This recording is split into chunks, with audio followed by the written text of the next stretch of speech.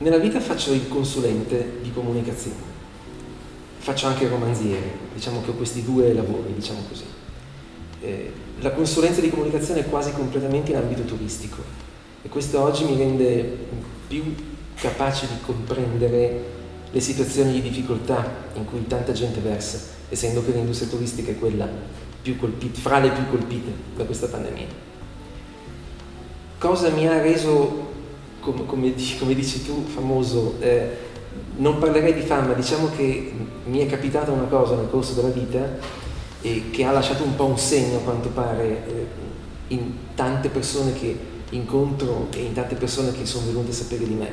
Cioè il fatto che dal 2002, dal dicembre del 2002, anzi per la precisione, io ho cominciato a indossare abiti dell'altro sesso. Questa è la cosa.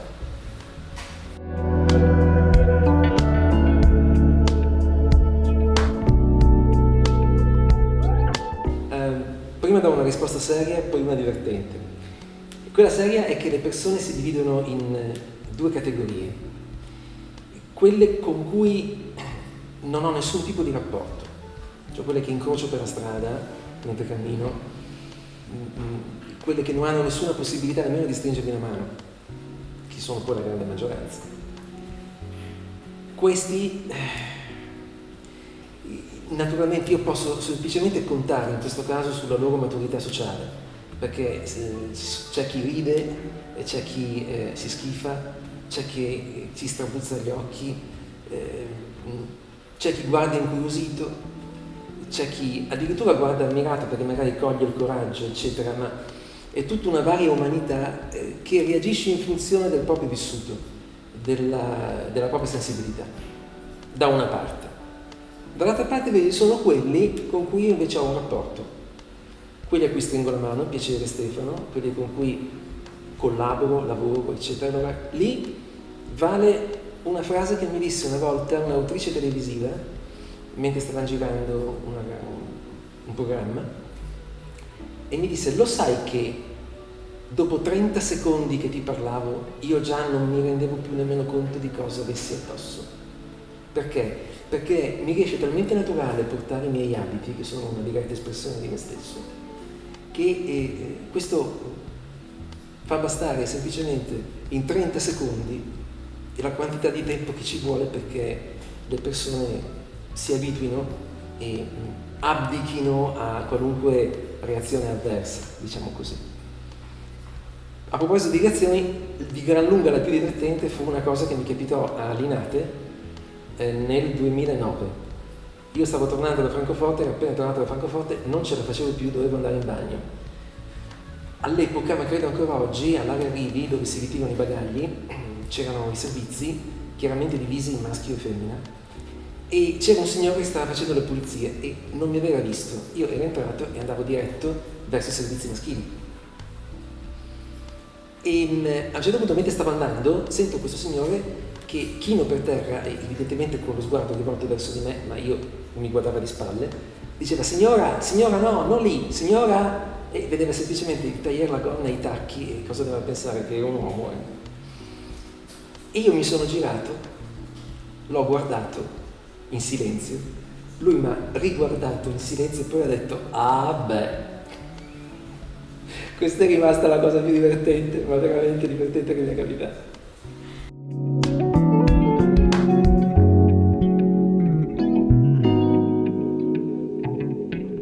L'oggetto che rappresenta di gran lunga meglio la personalità di Stefano è questo.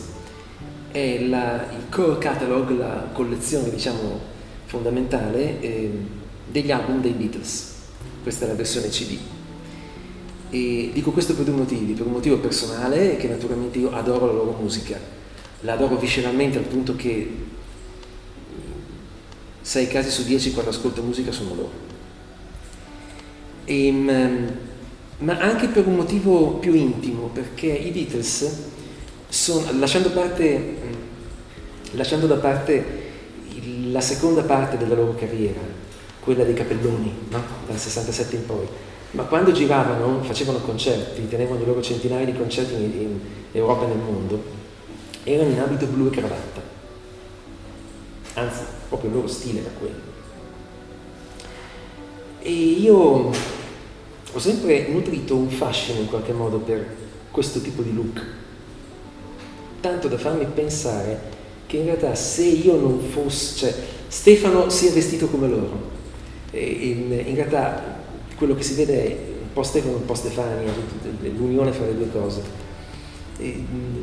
Se non ci fosse stato questo mio modo molto personale di unire la mia parte maschile a quella femminile, diciamo lo Stefano eterosessuale, quale è anche nella realtà peraltro di oggi, si vestirebbe sempre come si vestivano i Beatles. Io penso che sia questo il collante vero che me li fa amare tanto, un collante estremamente intimo.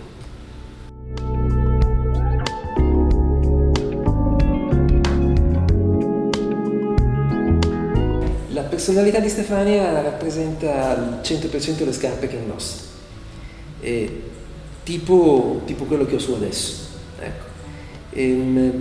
Per varie ragioni. Primo, perché la scarpa per una donna è fondamentale, è il grande piedistallo della sua bellezza, come non mi ricordo più chi disse. E questo naturalmente vale anche per me, come per ogni crossdresser. Una scarpa fa sentire più sicuri, più ammirati, più eleganti, più opportuni, eccetera, eccetera. I crossdresser tendono sempre a, fra virgolette, esagerare.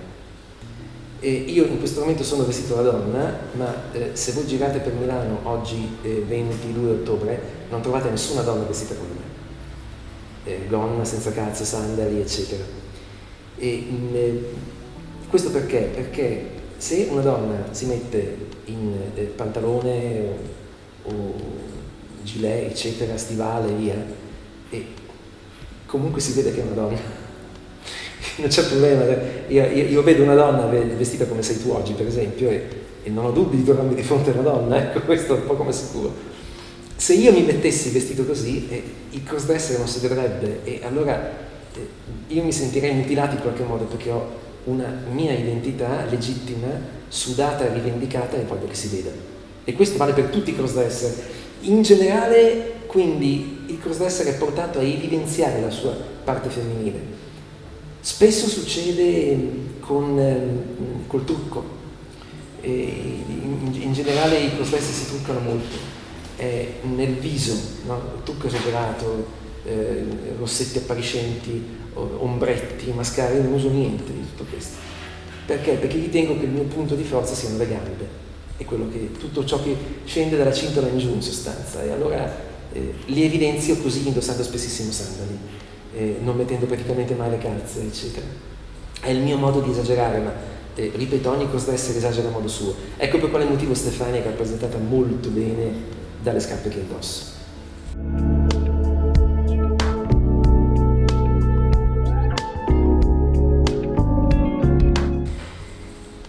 Stefano e Stefania vanno avanti come due binari paralleli, e la cosa difficile da capire per me, di me stesso, ma anche per gli altri su di me, è che io la donna non ce l'ho dentro, ma ce l'ho fuori.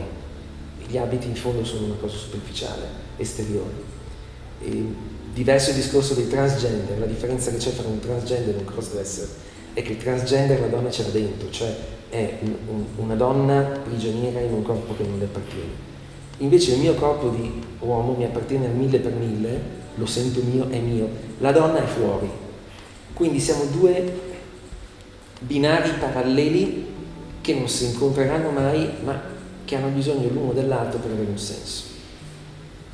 Allora, il concetto qual è? L'oggetto che rappresenta al meglio questa particolarità è involontariamente tutto quello che io scrivo. Io sono anche uno scrittore, e i miei libri, che pure non c'entrano niente con il crossdressing, perché le mie trame non hanno nulla a che fare col crossdressing, almeno fino a questo momento, e che mi vengono tutte quante scisse in due, come se a scriverlo fossimo davvero Stefano e Stefania. Questo è il mio ultimo libro, che ci crediate o no è un libro solo. Dice, sono due. Sì, sono due, ma in realtà è una storia sola, che mi è venuta talmente scissa in due, così radicalmente spaccata in due, tanto che la prima parte non ha così niente a che fare con la seconda, se non nell'imbuto finale dove tutto si affastella, che ha reso più che consigliabile, direi quasi inevitabile, la pubblicazione in 2 libri separati. Quindi questa è proprio la cosa che rappresenta meglio la vita a braccetto, metaforicamente parlando, mia e di Stefano.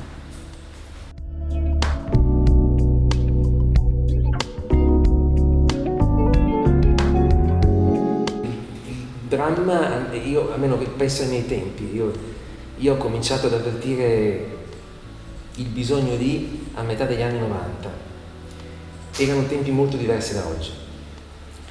E non che oggi sia facile, però all'epoca era veramente difficilissimo e si usavano ancora i pantaloni baggy con le peste, cioè si era ancora una moda abbastanza antica.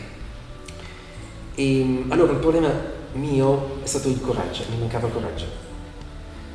La stessa cosa, da quanto mi scrivono diversi follower che ho, amici che ho sui social o comunque sulle chat private, e la stessa cosa succede ancora oggi per tanti. Hanno paura, lo fanno tranquillamente a casa loro, a porte chiuse, o quando si tratta di aprire le porte e uscire, no.